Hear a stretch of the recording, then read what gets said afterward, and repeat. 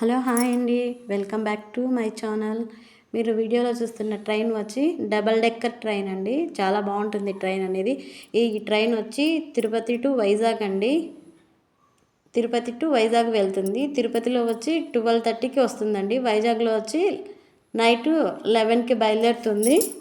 తిరుపతిలో ఆఫ్టర్నూన్ 12:30కి వస్తుందండి. ఈ ట్రైన్ నేను ఎక్కలేదు కానీ మా ఆయన వెళ్ళారండి వైజాగ్కి ఈ ట్రైన్లో. ఈ వీడియో తీసుకొచ్చాడు. ట్రైన్ అనేది చాలా బాగుంటుందండి. వీడియోలో చూస్తున్నారు కదా, ఇవి విండో సీట్లలా కనిపిస్తుంది కదా, అది కింద అవన్నీ సీట్లేనండి. మొత్తము ఇట్లాగా 3 కంపార్ట్మెంట్స్ ఉంటాయి, అప్పరు, మిడిల్, లోయరు. ప్లాట్ఫామ్ కంటే కిందికి ఉన్నాయి చూడండి సీట్లు అనేవి. ఎక్కువ దూరం అయితే ఈ ట్రైన్ అనేది పనికిరాదండి. కొద్దిగా దూరం వెళ్ళే వాళ్ళకైతే ఈ ట్రైన్ అనేది బాగుంటుంది, ఎక్స్పీరియన్స్ కూడా బాగుంటుంది. చూడండి వీడియోలో చూస్తున్నారు కదా, 3 కంపార్ట్మెంట్స్ ఉంటాయండి, అప్పరు, లోయరు, మిడిలు. చూడండి ఫస్ట్ కింద, మరి అప్పరు, మిడిల్. అది ఇట్లా వెళ్ళడానికి స్టెప్స్. మనం ఇలా మామూలు ట్రైన్లలో ఇలా ఉండదండి, ఎందుకంటే ఇది డబల్ డెక్కర్ ట్రైన్ కాబట్టి స్పెషల్.